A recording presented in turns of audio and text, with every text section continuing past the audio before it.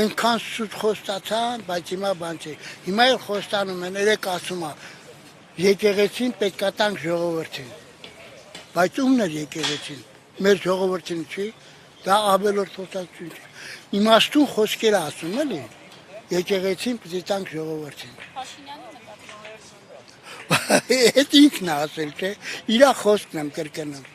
Եկեղեցին պետք է տանք ժողովրդին։ Կաթողիկոսը սենց է, եկեղեցականները նրանք չեն կարդացել, չգիտեն։ Նախ որ այդքան ասեցին, անբարոյականություն մտցրեցին մեջը։ Գրիգոր Նարեկացին, որ այդ մեծ եկեղեցական, որ ամբողջ քրիստոնյա աշխարհը, կաթոլիկներ եւ բանը,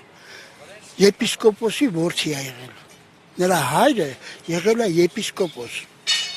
Մեր ամենայն հայոց հայրիկը, Խրիմյան հայրիկը, Մկրտիչ Խրիմյանը, ամուսնացած է եղել, մի հատ աղջիկ է ունեցել։ Երբ որ գնացել է Վանի վերևի բանը, սպասի մոռացած Սարի գլխին եկեղեցի, այդտեղ բանանելուց հետո, աղոթելուց հետո մի քանի ամիս հետ, մի քանի օր հետո եկել է, տեսել է կինն ու աղջիկը մահացել են։ Մեր այդ մեծ բանաստեղծ ամենայն հայոց հայրիկը, Խրիմյան հայրիկը, Մկրտիչը, նա ամուսնացած է եղել, բայց եղել է Հայաստանի կաթողիկոս, Հայաստանի ներկայացուցիչ Եվրոպայում։ Հայաստանն է ներկայացրել այդ մարդը, ամուսնացած է եղել։ Հիմա ինչ մի մեծ հանցագործություն են կատարել, կամ դու վկայես եղել այդ բանի այդ մոմենտին, որ այդ մարդը ցերական ոտնձգություն արել ինչ-որ մեկի հետ։ Ինչով պետք է ապացուցես, կարող ես ասել։ Մի հատ էլ բան ասեմ, 13-րդ դարում Հովանես Պապ է եղել,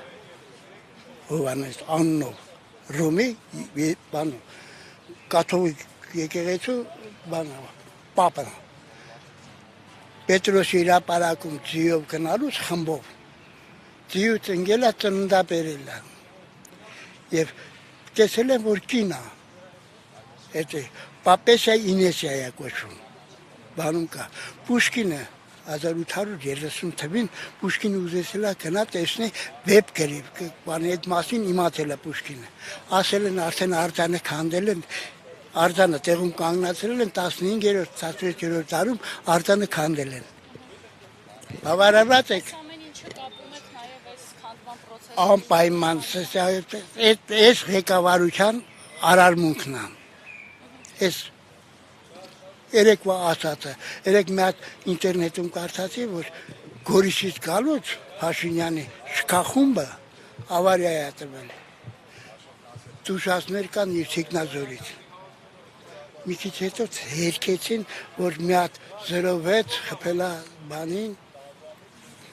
տասկրտուկը արեցին, վերջացրեցին։